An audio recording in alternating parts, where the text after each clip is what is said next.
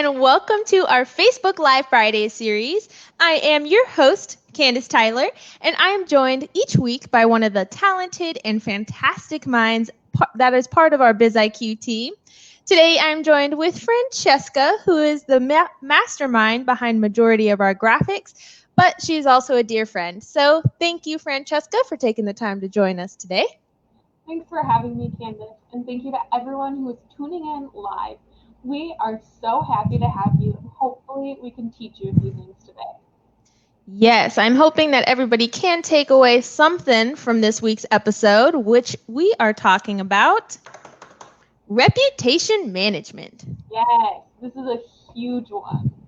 Yeah, and Francesca is actually in charge of responding and maintaining our reputation management for BizIQ across Google, Yelp, Better Business Bureau, and all of those good outlets. So, Francesca, can you give us some, information about what you've learned through your experience?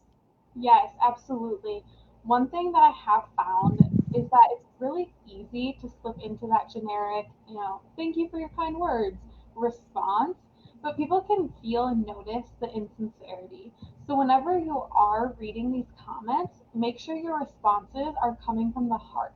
Overall, what helps me when I feel like I'm getting stuck in the generic response loop is being okay with the simple, hey, thanks for the great review, but then following it up with a more personal anecdote or a specific quote that you pull or moment that you pull from their review. So just address something specific that they said in the review. And this also applies to negative comments. If you are in business long enough, chances are you're bound to have someone with a bad experience. Right. And you're absolutely right. And this may sound a little crazy, but bear with me. You don't want 100% of positive reviews because 30% of consumers assume that online reviews are fake unless there are negative reviews peppered in there. The internet is very similar to the Wild West sometimes, so you really don't know what you're going to get. But the reason why people think that reviews that don't have negative reviews are insincere or fake is because some companies participate in black hat tactics where they actually purchase positive reviews so that they can boost up their review rating. Now, obviously, this is a big no-no and something you don't want to do because it can have some serious side effects. Right, absolutely. You do not want to participate in any sort of black hat tactics. Excuse me. Black hat tactics, we'll get it. But also, 68% of consumers trust reviews when they see there are both 5-star and 1-star reviews, as well as everything in between, of course. Right. And aren't consumers kind of funny that way? Oftentimes we think that like we have them figured out, we know what they want. And then the data says otherwise. Right. It was just shocked. You're like, what? Right. But let's dive in here to why reputation management is so important. First, reviews impact people's decisions. Now, if you were tuning in last week with us, I said this there and I'm going to say it again. Whoever has the lowest review average is automatically going to be disqualified in the eyes of your consumer. Right. And another reason why you should care about your reputation management is that ignoring reviews means you're ignoring customers.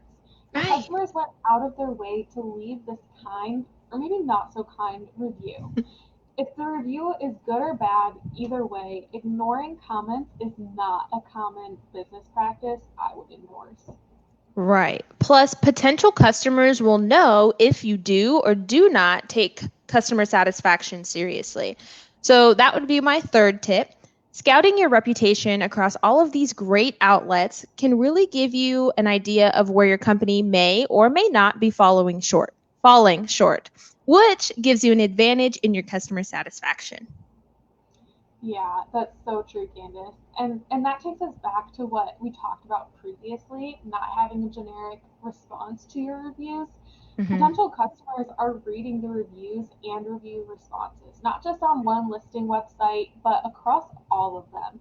So if they see impersonal, one size fits all responses, that doesn't really shed a great light on your business. Right. Oh, we got some. We can't hear Francesca. Oops. Jiggle your thing a little bit. Weird, because you can hear me. Huh. I'm hearing you. I don't know. How about now? Anything? I'll keep a lookout from our comments section. But if you are missing out on what Francesca is saying, she's given some great things, and we'll make sure that you're getting this information somehow. Feel free to DM us or comment below, and we'll be happy to finish the conversation up there with you. But jumping back in here, so we have talked about why reputation management is so important, but what about getting started? Right. So getting started, the first thing that you're going to want to make sure you do after you have access to Google, Yahoo, Facebook, and Bing listings for your business, you want to make sure to sign up for alerts. This ensures that when something is being said about your company online, you will be notified of any new reviews or any other changes right away. Right. And now that you have access and you're receiving these alerts, let's dive into some of the juicy things here. So if you notice that people are complaining or just having a not very satisfied experience, you can look at this opportunity to improve yourself and take corrective action. You may make some changes that better suit your customer service or what they are looking for. Like we mentioned earlier, sometimes we feel like we have it figured out. We know what our customers want and we know what they're looking for, but we all have blind spots, and that is okay. But what you can do about these blind spots is take action to correct them.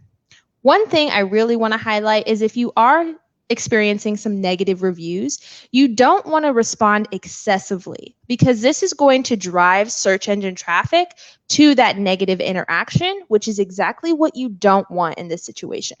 Right. So in this case, we suggest not responding to reviews that are over a month old. Ideally, you'd be staying on top of responding to your reviews in a timely manner. But hey, sometimes it happens. You fall behind. We Right. get it. If that's the case, don't fret. Just go back a month, no more, and begin responding to your reviews again from there. So if you are expecting some, or not expecting, if you're experiencing some less than stellar reviews, one way that I would suggest to combat this is to push out some positive content. So talk about your company's products and services. Building up interesting and positive content will help move these links to the first page of results, hopefully minimizing in the negative content that you kind of want to fall to the wayside there.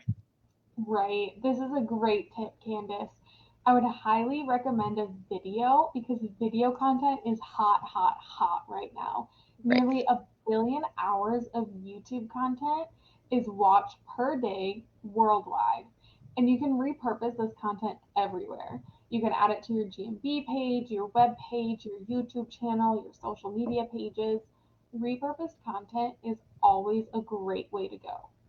Yes, and you know how much I love repurposing content. And in our comments section, you will find a downloaded guide to a free guide on top 25 review responses. This is going to go through scenarios of maybe somebody who left the review on the wrong page and show you what the best response is and the courses of action you can take.